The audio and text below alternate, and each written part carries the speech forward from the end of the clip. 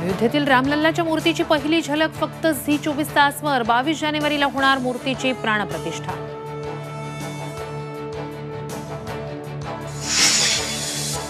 लहानपणी हक्काच्या घरात राहणं स्वप्न होतं। सोलापुरात कामगारांच्या घरांचं वाटप करताना पंतप्रधान मोदी भावुक।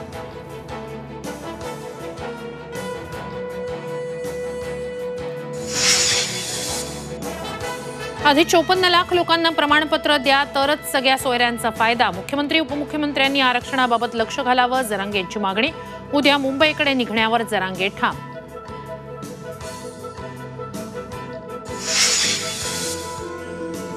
कर्तृत्व नेतृत्व असूनही मुलीला बाजूला ठेवलं। अनेकांना मोठी जबाबदारी दिली तरी काही जण सोडून गेले। पक्ष सोडणाऱ्यांना शरद पवारांनी फटकारलं।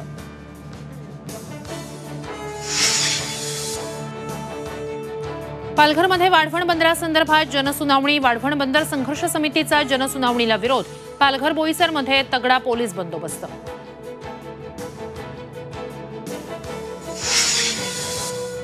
16 वर्षाखालील विद्यार्थ्यांना कोचिंग क्लासेसमध्ये प्रवेश देता येणार नाही। केंद्राच्या नव्या मार्गदर्शक सूचना।